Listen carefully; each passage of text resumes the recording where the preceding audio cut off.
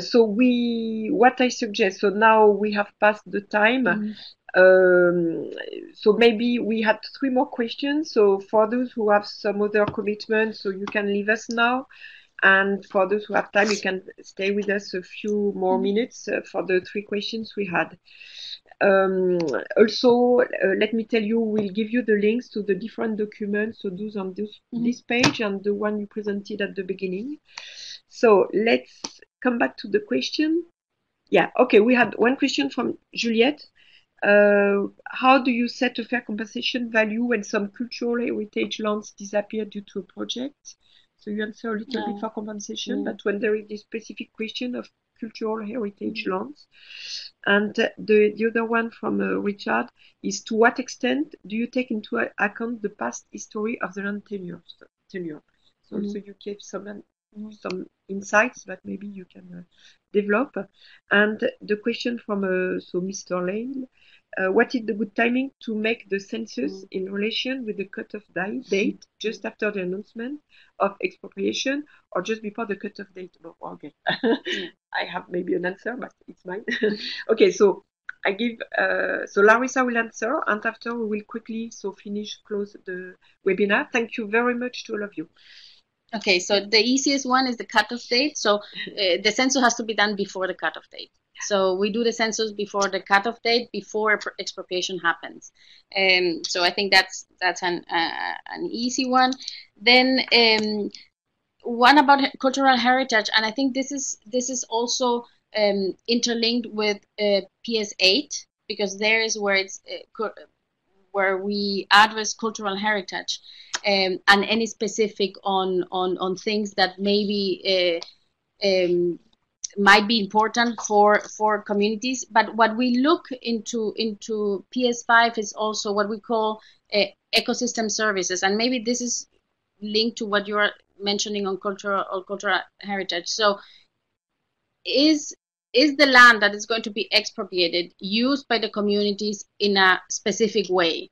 Are they getting there some herbs that are important for their for the religious I don't know, ceremony? So it depends on what are communities using that land for, and that will come also through the consultation process. And depending on what they are using that for, then a price, let's say, discussed with the communities will be met. If it's something very specific to cultural heritage, so if you have, for example, I don't know, what could be, we could say if it's cemeteries, you could say that it's something cultural. Okay, then it's discussing with the communities what are we going to do with those. We had examples where we had also, let's say, spirits in some of the rocks or trees, or even in we had also waterfall which had spirits. So then we have to discuss with the communities what are we going to do and how can we have a solution for their concerns. So maybe it's because of the question is not very specific. I don't know if what specifically you are referring to, but these are some of the examples that we have encountered. But it's the community who provides the, let's say, compensation for this type of non maybe tangible assets or things that are important for them but might not have a value for somebody else. So this is discussed with the communities, and some of the examples are the spirits that I mentioned, is cemeteries also, and we also look at it through the ecosystem services lens. So what is there in that plot of land which is used by the communities? And then past history of land tenure, we do that through also the communities, because as I mentioned, in a lot of countries there is no cadastre.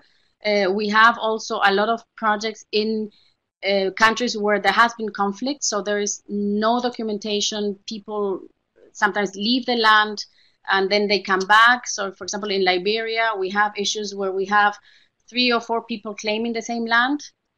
So then we go and look at, well, we ask the company to go and look at what is there in the, let's say, in the national register, and then we also have to double check with the community, is this right or wrong? But we have a lot of these examples, especially in what we call conflict countries where there has been conflict. So yes, we have to analyze, but sometimes we will not get very long on time. So we have to rely also on what is available locally, if there is a register, and what the communities say, if this person is really the owner of the land or not. So I hope this answered the three last questions. Yeah, thank you. And sorry, two more questions at the conclusion, and after we will close directly the room. And for those who have commitments, yeah, you can